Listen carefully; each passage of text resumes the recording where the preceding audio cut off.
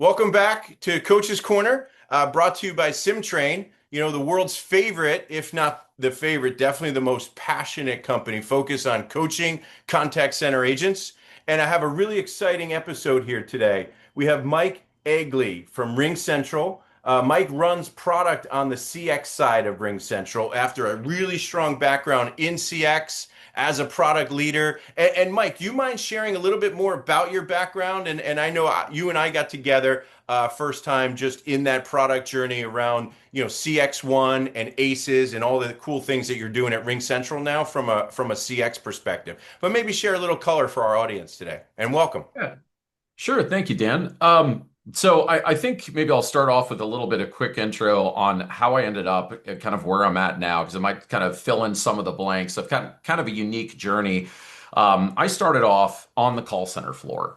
This was, Nice. 96, 97. Started off as a call center agent, as a part-time job while I was going through college in the Bay Area. And I found myself in kind of a unique spot. I'd always loved technology, but I really loved sort of the experience and sitting in a very large call center. It was about, three teams of 350 right in this building for Pacific Bell back in the day. And Nice. from there, climbed up to the team lead, to the supervisor level. Then at one point, I had an opportunity to get my hands on the technology that runs call centers. And from there, I just sort of flew through the rest of my career. I started off on running implementation teams, to then working with starting a partner, and then working with all these different contact center vendors and sort of increasing my experience. Even worked with sales teams and sales engineering teams. And one tenet throughout my entire career that after my initial experience of working in the call center that always stuck with me is I loved being in the call center itself. I didn't want to be in a computer 5,000 miles away from a call center. I wanted to spend time there working with the supervisors and the CX teams to overcome challenges. And so I always did consulting on the side. It was either for whoever I was working for or doing it, on my own, but I always loved to be out there consulting. And it's really been an interesting journey because I've seen how much has changed and how much hasn't, right, in our industry as a whole inside the world of frontline teams, right? And we've had a lot of technology changes, but we really haven't fundamentally stepped back and necessarily changed the way that we manage, the way that we solve common problems in the contact center, right? If you get all the way down to the life of an agent, what do they struggle with from the first day they walk on the job to potentially the reason why they left the job, right? We had attrition is real, but why did they leave the job and what happened in the middle there?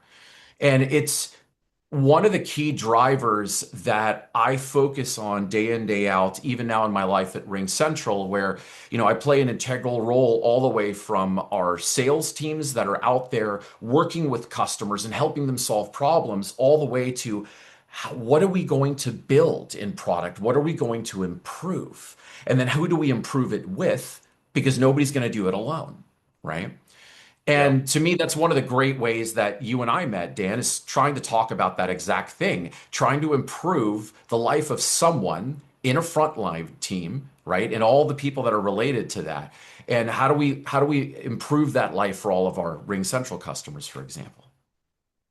Yeah, that's awesome. One of the things I love about talking to you about this, and it makes a lot of sense now getting more color on that complete background and how you got there, is every time we talk about a challenge or a problem to be solved or that Mhm. is being solved, you have very concrete, real examples as if you're living the problem. And that's probably a big part of what makes you a great product leader is thinking it through from the set of the challenges the end user and the user experience, what they're facing, and you're solving for them. It's definitely come across. Hey, I was curious, as you think about, your background, right? Especially on the product side, do you have any thoughts on like companies who are trying to introduce maybe a new process or new technology, or maybe even a new way of working? Why do they struggle typically in your mind to convert those new changes and those updates into consistent frontline behavior with those frontline agents? Yeah, it's an interesting question. I think that fundamentally, I like to start off with let's maybe go back to what I mentioned earlier about the life of the agent, right? Yep. So start off with the human being that ultimately we're hoping to help them, right? Be better at their job, drive better experiences and all that. We're not talking about somebody that takes a one phone call a day, right? We're talking about somebody that is inundated by volume. There's a tremendous cognitive overload, right, that they're still dealing with. Side note, I'll probably touch on this over the course of our discussion today, but think about also the industry changes. We're talking about putting self-service AI everywhere. I mean, half the Yep. conversations now are starting to flow through some AI at the front. Here's what that actually does. Every conversation in a conference room, in a business where they start talking about self-service AI, somebody in that room is going to say, well, why don't we move the low-hanging fruit to the Mhm. self-service? Fantastic. Sounds like the exact way you should approach that project. But there's a downstream impact as you do that. What are we actually saying? Our agents are only going to take the hard calls now. There's no Mhm. more breather calls to have an easy call now, right? To have an easy and a simple process now. No, no, no. Everything's tough. So when you make everything tough and you combine it with the fact that we still, after decades, have not gotten rid of the 8 products running on their desktop, the 15 tabs they have to have open in Chrome, right? And all those other things that they're managing that we all said we were going to solve and we didn't, right? Now you have this overloaded person who's at the upper level of stress, and then you throw an update to their call center software, you throw a CRM change, you throw a new workflow at them, a new disclaimer they have to read on 20% of their calls, all these kinds of changes at them. This is an overwhelmed person, so the absorption of that material can't just be an email that they read quickly in the morning. It can't just be an expectation that they're going to take the non-existing downtime, right, and instantly digest it. I mean, these things are just not possible. So there has to be a very specific process and a method that you drive these changes through. And that to me is just a huge disconnect between the product teams that are developing the product and then the end user that's supposed to make use of that. And ultimately, to me, it's not just the human that in the seat, in the employee making a change. Every change you make is an experience that's driven all the way downstream to the customer. So if you Yeah. say customer experience as a brand is key, that's important to you, if that drives loyalty, if it drives revenue as in an upsell or a product sell over the phone, like whatever it is, you have to look at every other chain in the process that affects that. And to me, that's how you affect the frontline team member. Yeah, 100%. That whole chain reaction across the human interaction, both with your employees, that frontline team member, and the customers and the experience that they have. I think you're bringing up a great point. Is as you introduce a new thing, process, procedure, technology, you really need to think through all of those downstream effects. And that has to be iterative, almost like developing the product itself is iterative based on feedback. All of those related items need to be tied in. And I think that does cause a lot of difficulty in impacting change, right? And one of the things we're trying to change often, especially with coaching, is behaviors and behaviors that impact a habit that becomes a skill that has an outcome or KPI improvement. So in your tenure, and again, maybe outside of just RingCentral, but I know you've been doing some really cool things with ACE, actually CX1 as well, in integrating into the RingCentral platform, and you have all this really great analytics and performance management data, and just complete data on performance. What does from your perspective, right, effective coaching look like when you're trying to change that behavior of that frontline agent versus just let them know, hey, here's what you're doing wrong. Here's insights into your work streams, and here's the areas you need to improve versus actually changing that behavior with them. What are some things that companies are doing, and what does it take to make that change? So, as you know, Dan, I'm a bit of a storyteller, so I'm not necessarily going to Yes. put us around a campfire story right now. But I think the first thing I always like to do is kind of set the stage so we all understand that that we have the same challenge, right? And one of the key challenges that every call center out there has is that you have X amount. I don't care if it's 20,000, 5,000, 100,000 calls coming in over a period of time, like a week, a month, whatever it is. And then you have a team that ultimately wants to be able to see what's happening, right? How are we handling our customer experiences? So they dive in and they start listening to calls, right? And in traditional medium to large size call centers, you'd have a QA team, you have quality management software, you're going to go listen to a call, you're going to coach it in a spreadsheet or some advanced form that's built in, and there you go. Cool. Yep. It's fantastic. That's how we learn what's happening and then we coach. Okay?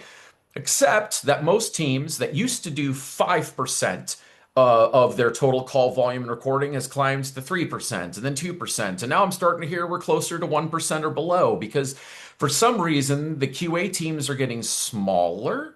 The call volumes aren't really changing across the industry. We've just added chat and social media and text messaging to it.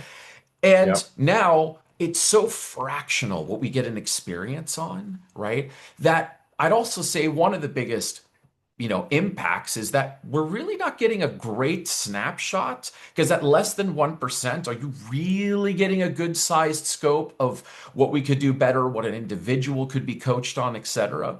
Now, the good thing is, technology wise, we are seeing a new capability to take and flip that on its head.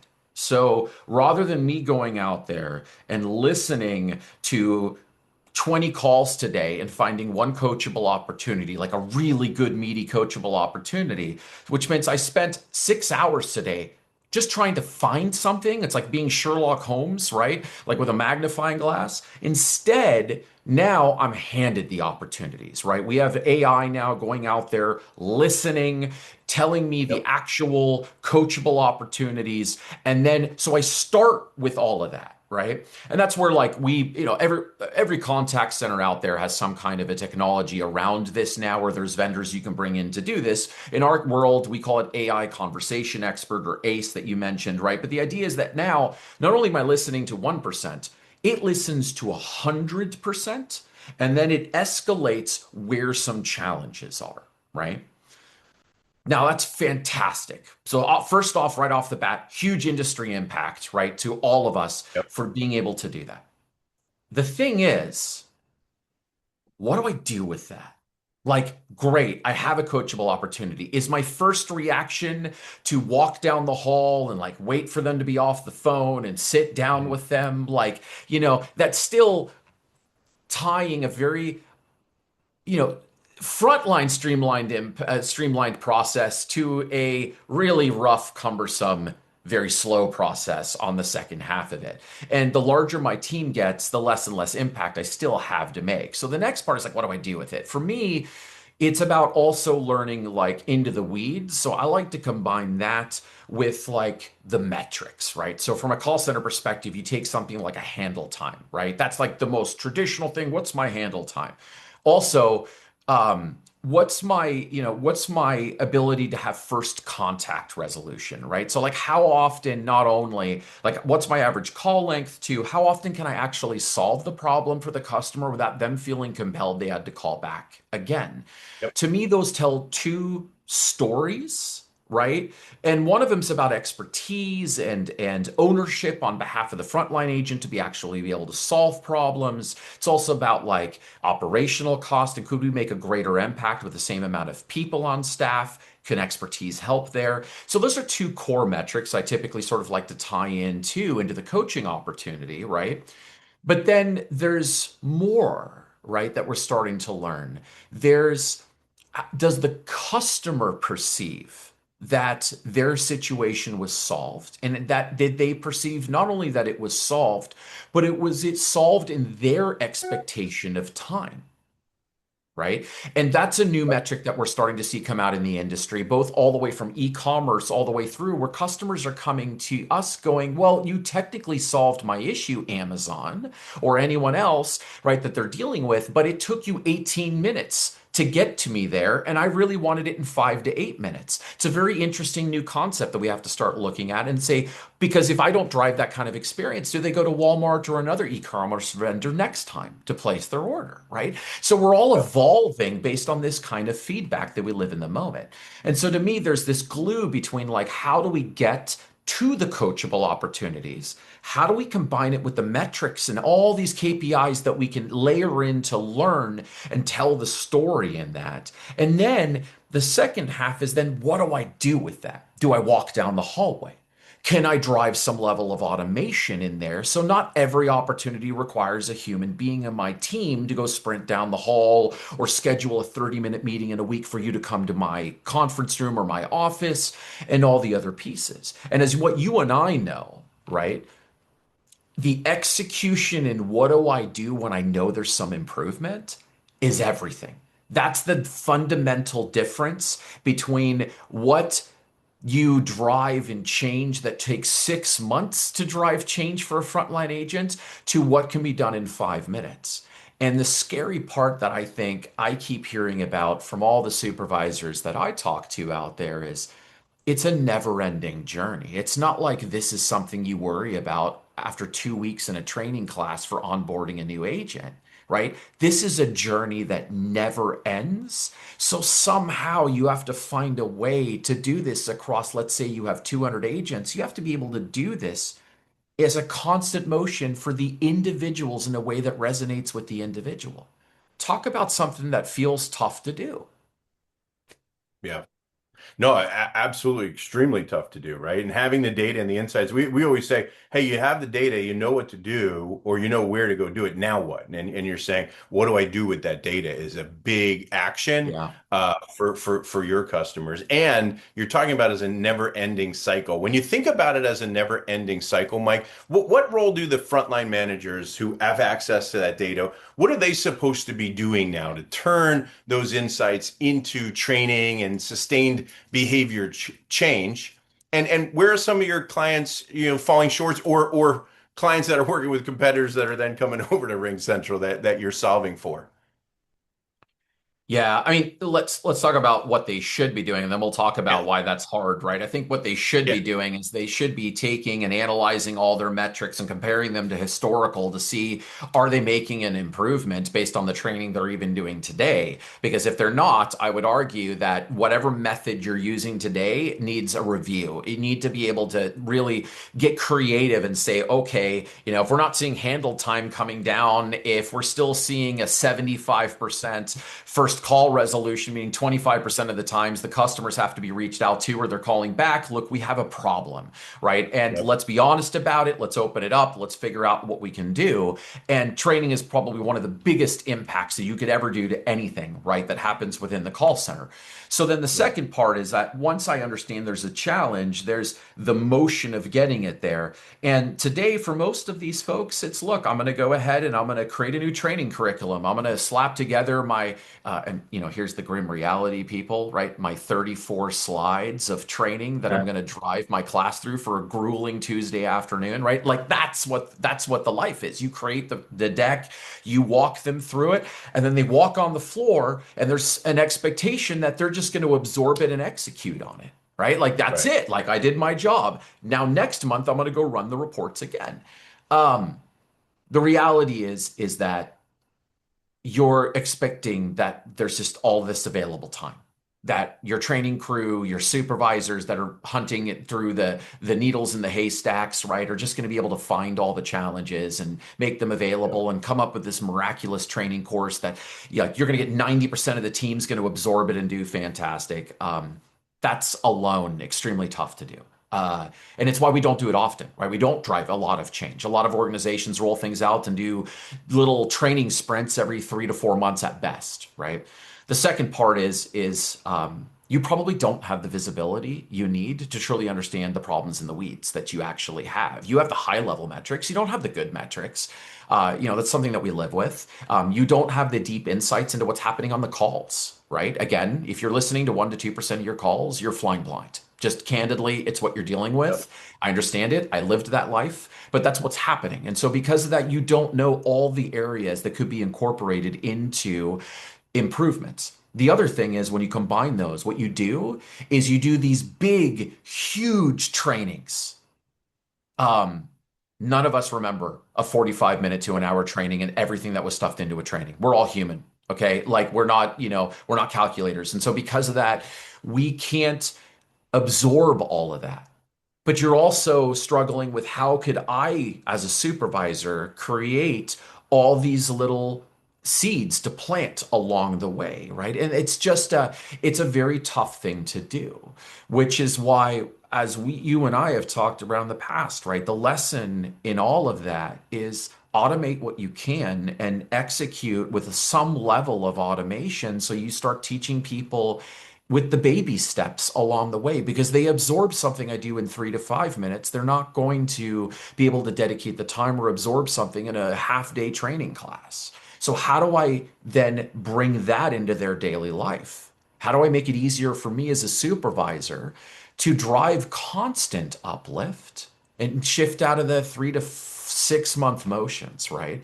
And I think that's to me where you start driving some sustained behavior change, right? Instead of always being 2 years behind. Yeah.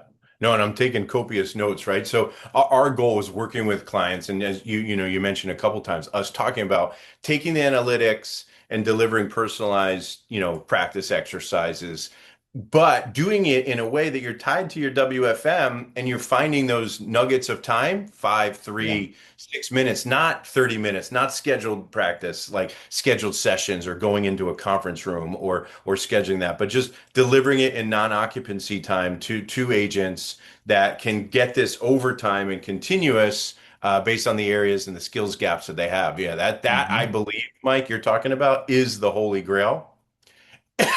And you talked about good two really cool things: good metrics and deep insights, right? And in your opinion, what metrics kind of fit into those two categories of maybe good metrics, deep insights about the customers, but that's also telling you that behaviors are changing, right? And people are getting better, instead of just like, oh yeah, I did that session, or I took this coaching, or I went to that class, right? I went to this training that isn't working. How do you know that behaviors are changing, right? How do you know that coaching and training's actually working on a continuous basis? What are your thoughts there?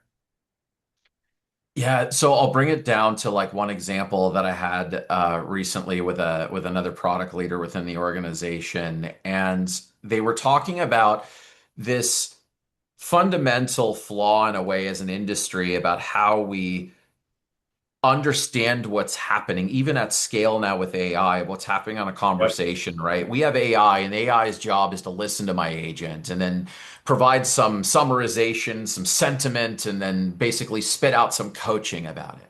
But an interesting thing is when you start considering both sides of a conversation, right? The customer has a personality. The customer has an emotional state when they call in. They're excited about a vacation or they're disgruntled about a broken product, like whatever it is.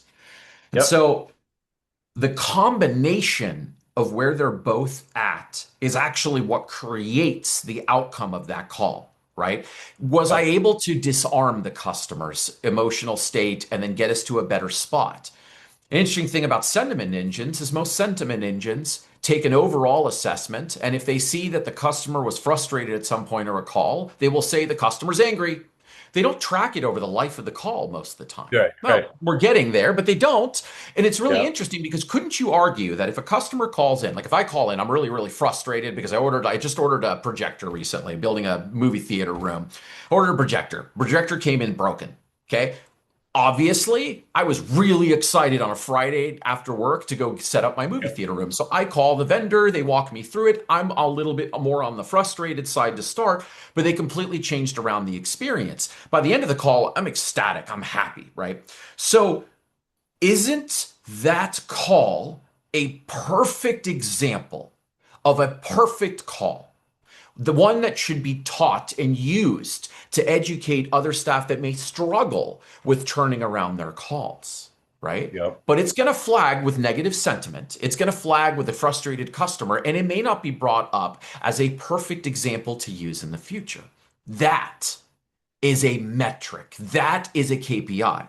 Now, some people go, wait a second. No, no, no. KPIs are the columns in my reports and in my dashboard. Sure.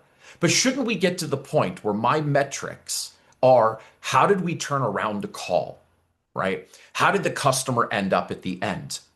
Did we execute a call without putting the customer on hold for 2 minutes looking up data in a knowledge base?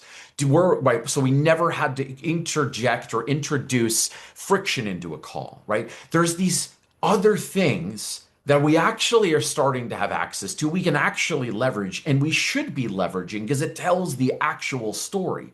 Then you create training, you create opportunity to get everyone to that point. To me, that is the way we should be looking at the details now. And to me, that's how you start coaching behavior. Behavior isn't, I want to see you knock 20 seconds off your handle time. It Right. isn't, I don't want you to necessarily go ahead and put the call on hold 3 times. For me, the behavior changes are how you drive amazing customer experiences as a result of having the knowledge in the moment and guiding a customer through a process that sometimes our processes are cumbersome, but how do you manage that cumbersome process to make it still be a wonderful experience in the motion? And that to me is the glue between the recordings to what we learn from them to how we coach, how to walk through them. And that to me is sort of that finesse that we can now coach to for, I think, for the first time in my entire career of almost 30 years. Yeah, and there's two. I love it. I totally agree with you. Right, is finding those coachable moments and then being able to drive a behavior back to what creates a perfect Friday, right? Or what's going to Yes. go ahead and you can measure being able to turn around a call, which is an awesome metric. You mentioned one earlier, and in context, I love it. It's the customer perception of time, right? The CPT measure, right? Because we always Hmm. talk about average handle time and resolution, right? Yep. Independent of each other, it's like, are those really great metrics unless we tie them together? And you're saying, but a third component is the customer's perspective of what those should be. Please resolve it, but in a meaningful time that I think is right. And I have a perception. And you're saying, yeah, now those are the good metrics. And that's what we can definitely make an impact on driving behaviors that can, help impact those metrics. I love that. And being a conversation expert yourself and building the AI conversation expert at RingCentral, I'm curious as your thought, and you brought up different components of analytics and the time at which within a call you measure sentiment of a customer. What are your thoughts on being able to measure in a call that goes well or poorly or whatever the customer experience is? Is it based on a lack of knowledge for an agent, whether it's an AI agent or a human agent? Is it based on a process that might be broken? Or is it like a lack of capabilities or maybe a lack of confidence as you're engaging with a customer? How does an AI conversation expert or even a conversation expert like yourself, Mike, how do you determine the difference of those three things, or maybe even if it's a fourth category? First I'm going to say that what makes it a little bit tricky is they are sort of fundamentally intertwined to some degree, but they're also separate, right? We can target some of them a little bit differently, but there is some Yeah. fundamental intertwining. Like, you know, um, my one of my kids, my middle child, he just turned 13. I really wanted to get him over the last year to be able to be a little bit more self-sufficient. So if I just went to him and I said, look, I get that you're hungry for breakfast, but you're 13. Why don't you go make your own breakfast? And you can just go use the stove. And he's never touched it before. I just gave him a piece of knowledge. Stove, eggs, breakfast, pan. Okay. How successful is he going to be, you think, the first time? There's an innate risk here of him burning down my entire house, right? So, like, I gave him a little bit of knowledge, but like, we both know if I take him through the journey of practice and he starts building confidence, not only does he gain confidence, but I gain confidence, I'm not going to smell smoke later, right? So, Right. there's a little bit of intertwining there. So, when we introduce knowledge, we can introduce knowledge to our AIs as well. So they have a fundamental understanding of what we hope our folks know. But we also know that AI can learn really fast. And as human beings, we can't always learn quite as fast. I may not remember every year from history class back in high school of when a major event occurred. I might remember the general themes, right? And that's about what happens in an hour training class. So the second key piece that's really important is to me is the that execution over and over again. But the problem is we also don't want to generate risk, especially in call centers that have multiple skills, that have the complexity of levels of tiers. I don't want to drop a more complex process down to my first tier of an agent and just expect on the next call they're going to be able to execute. So I think there has to be sort of a safe space to be able to build up that muscle, right? To along with that knowledge, to first realize the gaps in the knowledge that I took in during my first discussion or topic, like the pan and the egg, and then realizing, oh, I should have used butter, right? So, and the way that I realized that I didn't catch that I had to use butter is that I use it in a safe practice environment. At least once or twice, I realized in the moment what was lost. And then when I finally get out to using it in practice, it's a lot smoother for the person, like the end customer, that is expecting a great experience every time they call in and doesn't care that there's a knowledge gap. Right? It can't Yep. exist by the time we get there. The second reality, though, is even in execution, we all are human. We all make mistakes. We all have an area that we can improve in. So the second part is even when I'm executing in front of a customer, a process, or a piece that I had in knowledge, how do I then capture that I dropped something that I could have done better? And unless I bring it to my supervisor, they're probably going to miss it. Again, 99% of call recordings, they're not being listened to. So that's how many of those areas were dropped. So that's the second piece where AI starts to come in is if you have 100% of those that are being assessed, now we pick up those areas where it could have just been a fractional little piece I missed, but it would ultimately make a big impact. Now those get brought in. From an AI perspective, our responsibility as responsible users of AI is also in practice to go teach it what humans are and that we have areas where we listened to this 5 times, we caught 98%, but 2% is important, but we're going to miss them. And then we take that 2% and how do we reintroduce that back to us so we can improve? And some of that is in training process. As we all know, the second half of that, or maybe slightly less, I think a lot more is important in training to build that foundation, but there's still that other piece that drives in the moment, right? We all can have AI co-pilots now too that go, great, we set the foundational layer. You're 90% there because of training. That last 10% of polish is telling you, hey, don't forget to ask them this before you let them Yep. go off the call, right? And that backs me up. And I think that to me is sort of that interconnected glue that has to happen between knowledge, practice, and confidence, both in the training cycle to the in the moment help.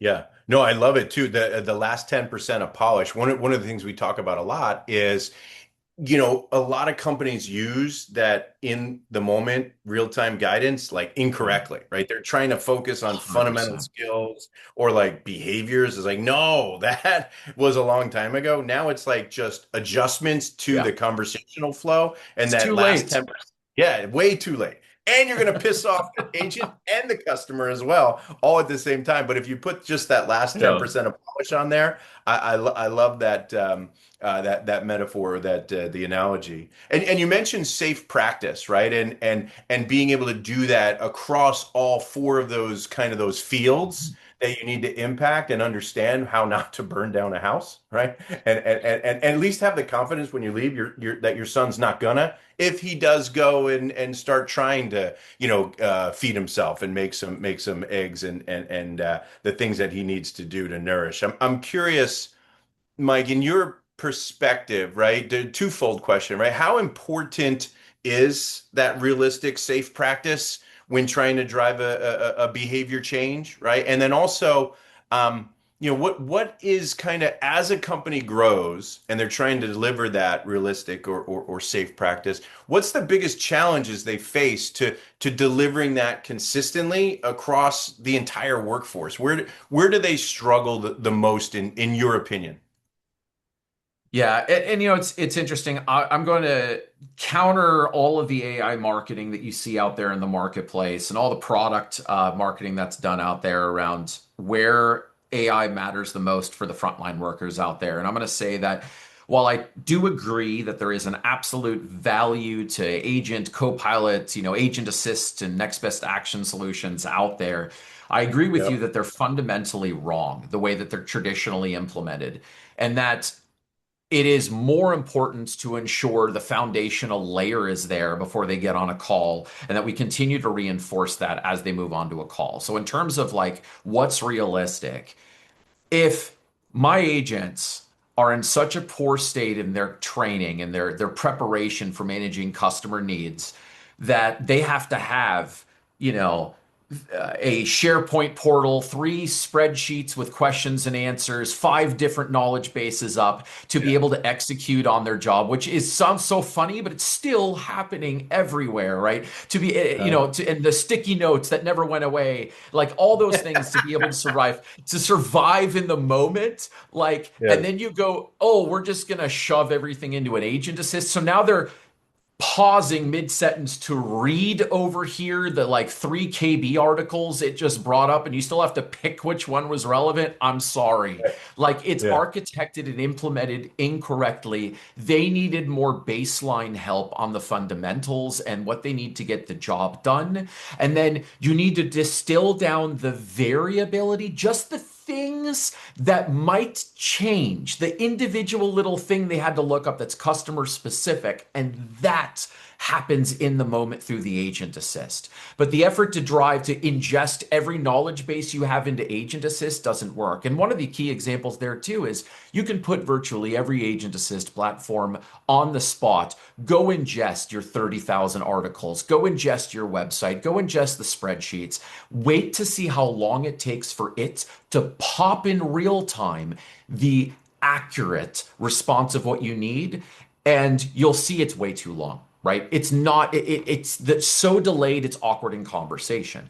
So to me, that is a fundamental thing where we've shifted one way, all the needs, versus it's more of a split or a hybrid. But if you are down to picking one or the other, I'd say build the foundation, not the agent assist first.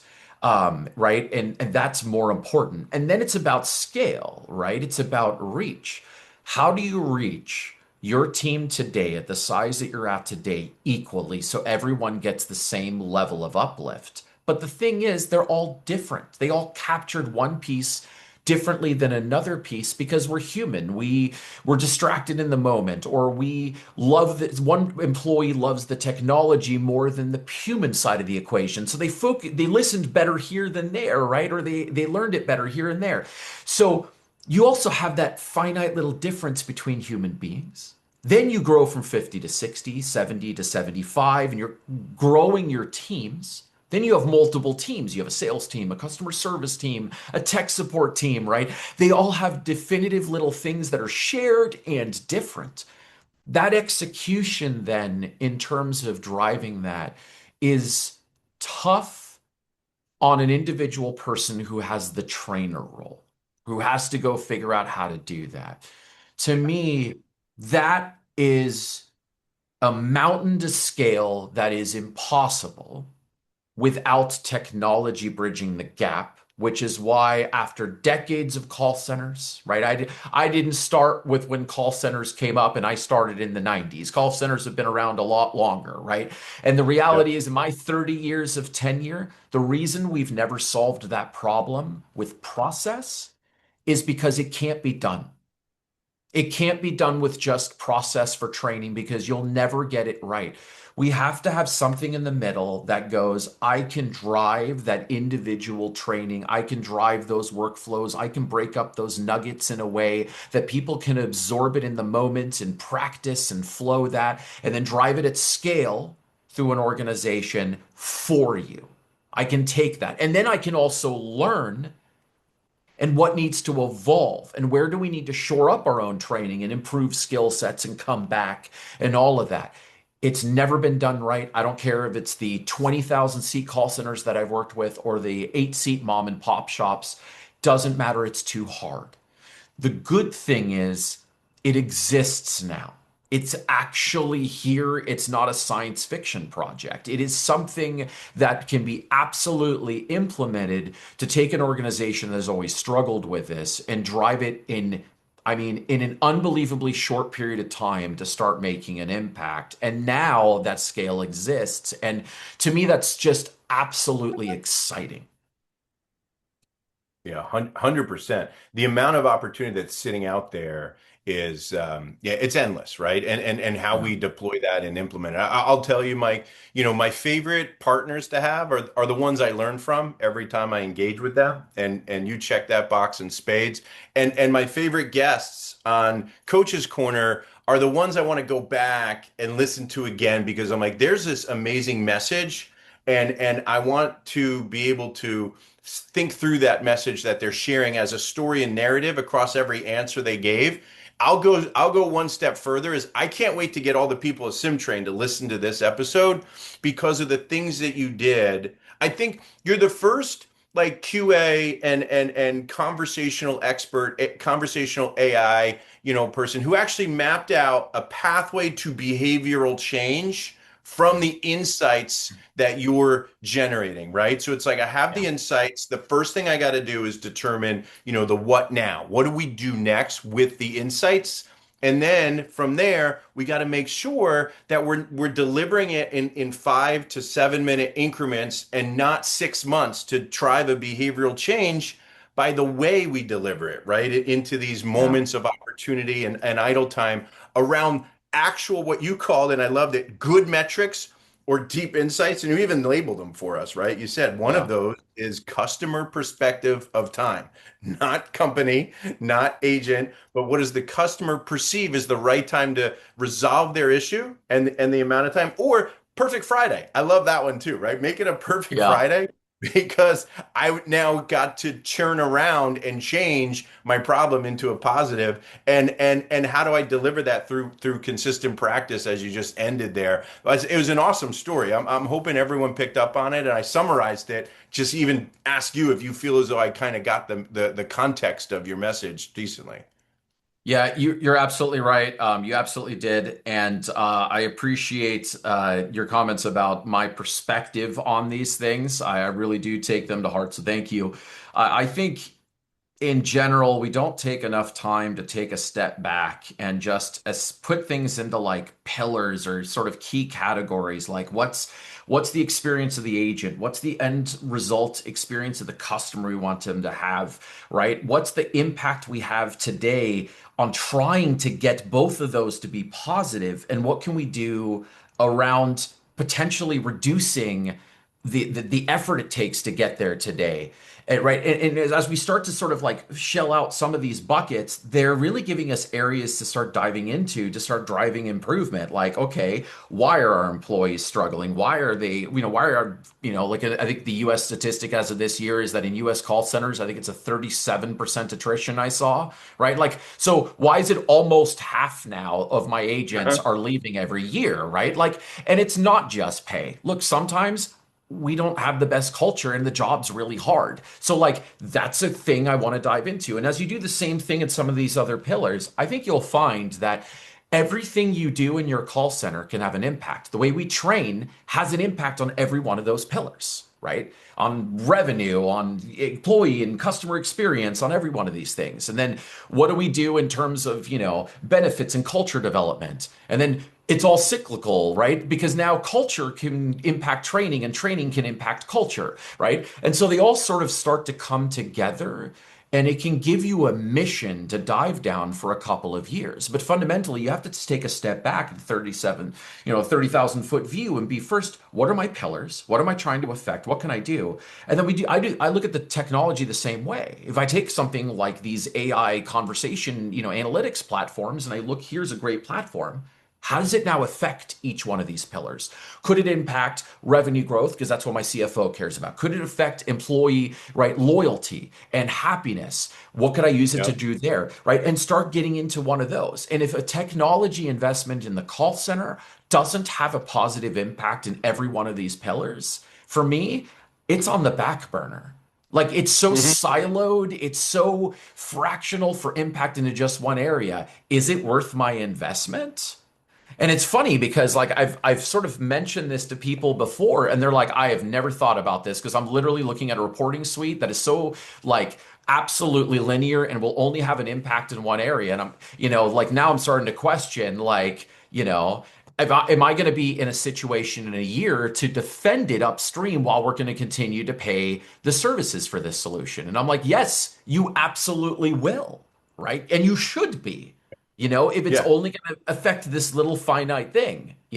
But I bet you anything, something that helps you improve the experience of an employee and your customers is going to drive lower operational costs and higher loyalty from customers and experiences. When that happens, it's revenue, it's operational costs, it's holistic change in the organization. So to me, you know, maybe I just have a strange perspective here, but if you're driving a lot of improvement in 30 areas of your company, I would think that's the first place you start with making a change in your contact center.